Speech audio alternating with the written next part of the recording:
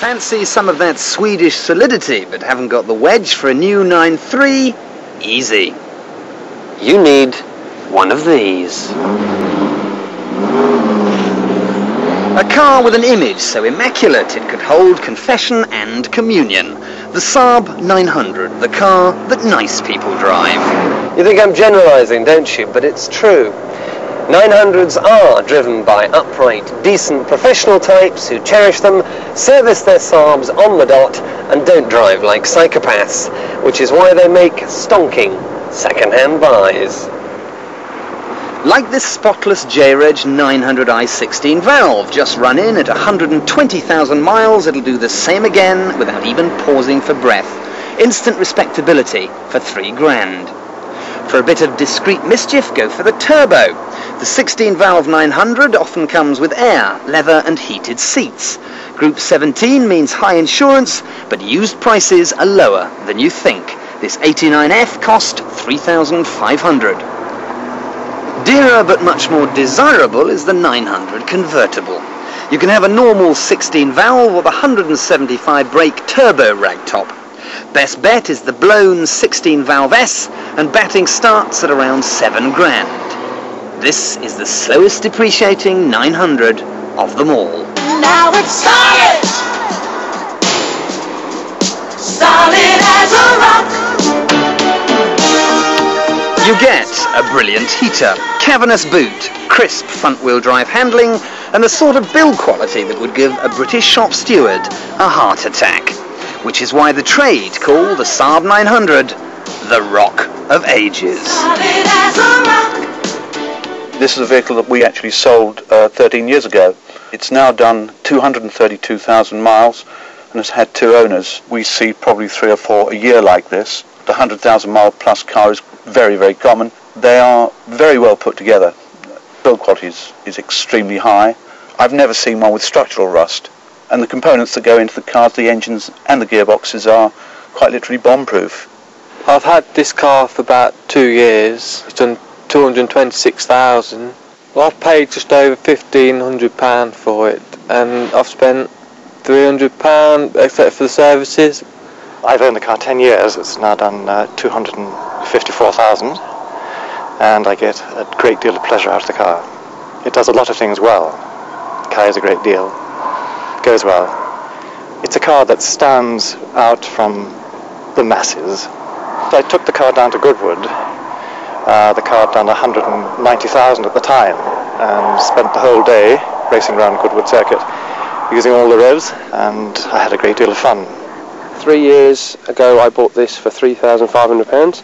It's done 129,000 miles. It's got leather, cruise control, it's got all the luxuries I need, and it's just built like a tank, and I love it.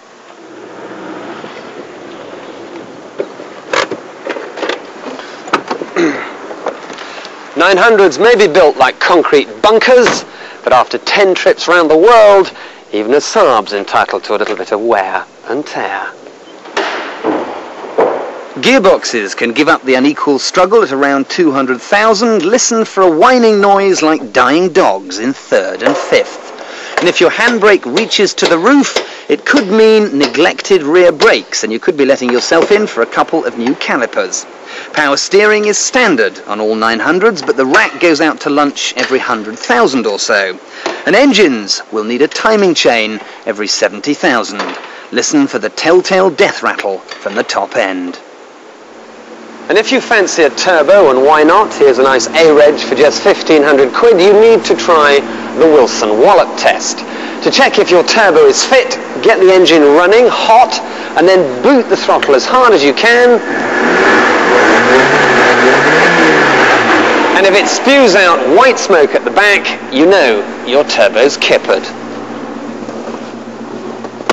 A 900 can easily cover 400,000 miles as long as it's been cosseted, so always make sure you've got one of these nestling in the glove box. A full service history is worth an easy 500 quid extra. So what's the catch? Well, 900s may be a bit hard riding. The rear legroom may not be terribly generous, but the most serious black mark against the car is pricey main agent servicing, which is why you need to come to an independent like this. Because your garage bills will be a lot easier to bear. Around £40 for a 6,000 mile service, 110 for the 12,000, and for the big 24,000 mile job, it'll be 215 quid. As far as parts goes, it is an urban myth that Saab parts are viciously expensive. Let me demonstrate. This is a genuine Saab air filter for a 900. That would cost you £13. If you wanted one for your Cavalier 1.8L, it would cost you £12. A genuine Saab oil filter. Here, £4.98. For your Vauxhall Cavalier, £4.74. A set of genuine Saab brake pads. £47 for your Cavalier, £48. Saab have actually reduced the prices of parts for older cars, so running a 900 does not mean you will be committing financial harry-carry.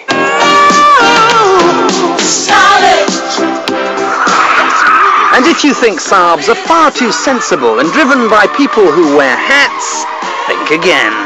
Not only can a good turbo muster 125 and give you the best fun ride since the prototype roller coaster, it quietly exudes an image of taste, restraint, discrimination, and new age niceness.